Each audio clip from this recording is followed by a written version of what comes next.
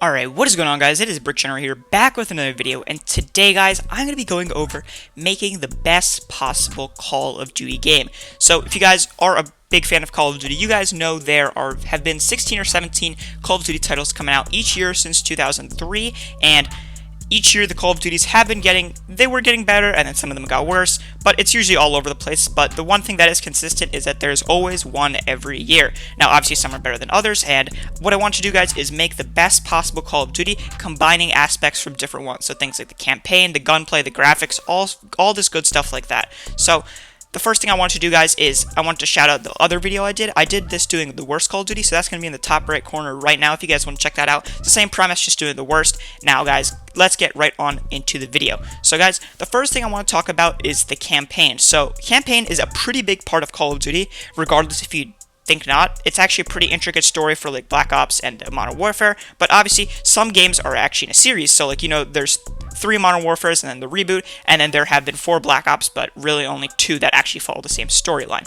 So the best campaign, guys, drumroll please, is going to be Modern Warfare 2. Now, first, guys, I do want to settle other games that people probably will say are also really good campaigns, and while I agree that probably the ones I'm going to mention are really good campaigns, I'm going to say why I think Modern Warfare 2 is a better one. So, the first ones are probably going to be Black Ops 1 and Black Ops 2. Both of these are fantastic campaigns, and they could both put up a fight against Modern Warfare 2, but I'll explain pretty quickly. While Black Ops 1 was really good, and I really liked the whole mind thing, most people couldn't appreciate that until they watched it again, and Modern Warfare 2 is just something a little bit more simpler, and I think it was a little bit more easy to pick up once you watched it first. Like, the first time I played Black Ops 1 campaign, I don't think I really understood it that well until I watched it again, and I was like, oh, it's like about the mind like in Mason's head, and it made a lot more sense. Like, it was a great campaign, but I think Modern Warfare 2 is just a little bit easier to pick up. As for Black Ops 2 basically faded in from both present time, or what was in the future in the game. It was in 2025, and then also following Mason's dad, Alex Mason, like 30 years ago. So this was kind of cool. I liked following back and forth because you got to see little aspects of history and then also stuff in the future. But the stuff in the future, I've never really liked those future CODs because they always overshadow everything. Like, they have 2025, they've got these like massive drones flying everywhere. Like, I didn't think it was that realistic, and although it was really good, like, it was definitely one of the better CODs, I just didn't think it had the storytelling that the Modern Warfare 2 campaign had. And don't get me wrong, those are 2 of the greatest campaigns ever, for sure. Now, the other ones that I would probably put up against are the other 2 Modern Warfares, Modern Warfare 1 and then Modern Warfare 3. So I'll start with Modern Warfare 1 or COD 4. COD 4 had a fantastic campaign. There were great missions that everyone can remember, like probably the most iconic mission ever, all gillied up, where you're basically as Captain Price when he's younger, and you're going in a ghillie suit, just going around sniping people. Awesome mission, I must say, but I don't think there was the amount of twists and stuff that was in Modern Warfare 2, and even though COD 4 was a great campaign. Now, guys, I also do want to mention before I keep getting on with this, campaigns are completely subjective, so if some person enjoys one more than the other, that's completely your opinion. You can leave it in the comments below, but this is why I believe one is better than the other. Modern Warfare 3, also amazing campaign. I know I keep saying that, but these 4 that I'm presenting are the best campaigns besides Modern Warfare 2, so it makes sense. Judging they have like 17 titles, these are going to be the best ones. So Modern Warfare 3 had the fantastic ending. There are going to be spoilers, obviously, but Price basically destroyed Makarov, and the death of Soap was kind of sad that all of Price's friends were basically just dying, but honestly, I think it was a necessary plot element to build Price as a character. But once again, guys, the reason I have to put Modern Warfare 2 was because it was just so many twists and so much was going on. It was fantastic. Now, obviously, once again, spoilers, but the main thing that I really liked was the Shepard betrayal. This is something no one saw coming when Shepard killed Ghost and Roach. Everyone loved Ghost and Roach, and people, I hate to say it, but people liked them more because they died. If they didn't die, people would have still thought they were cool characters, but they wouldn't have liked them as much as if Shepard wasn't such a bot and just killed both of them. Like, he really didn't have to do that, and that was a great aspect to it. Like, he was a super selfish military general, and sometimes you could kind of understand why he went for it. Like, he explained himself, and it was actually like one of the first times a COD villain actually had a good explanation for why he was doing something. And it was basically because he had lost 35,000 men, in his quote, in the blink of an eye, in the nuke that went off in COD 4, and he basically just wanted to get back and just get a bunch of glory so he could have a bunch of stuff. And while obviously I don't agree with it, it actually made sense. Additionally, you got to follow a bunch of other plot lines. Like, you got to see Price and Soap's characters build together, which I think is like the greatest duo out of any like COD story. So I thought that developed as well. And then also there were all the memes from when you played as Private Ramirez going in when the Russians were invading. This is also really cool. It was honestly sick to play, like on like in the actually like civilian United States, and Russians were coming in. I also thought that was really cool for Makarov, and it was completely like a dystopian world. I thought it was really cool, and the Modern Warfare 2 campaign is fantastic. And obviously, you can't forget about the final fight between Shepard and Price. That was insane when Soap saves the day.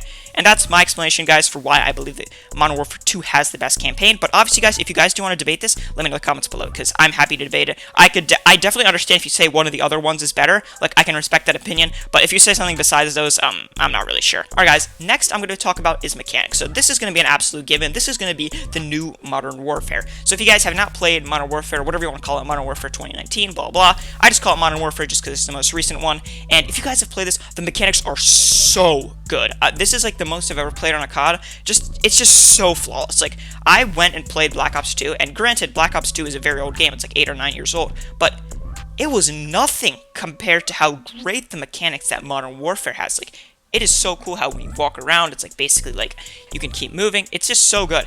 I think it's definitely the best Call of Duty that's ever been made, and you know that Black Ops 5, or Black Ops Cold War, whenever it drops in, I think, November, or alongside the new Xbox, you know it's going to probably be running the same mechanics because so many people are using that. And I think it's amazing, and the gunplay with everything is fantastic. All the reload animations, it makes it for a really enjoyable experience, even though it's getting hated on so much.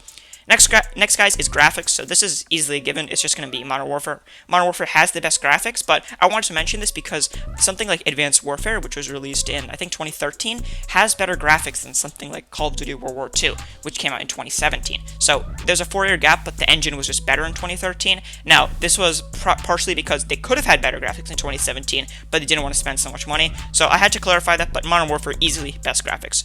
No question.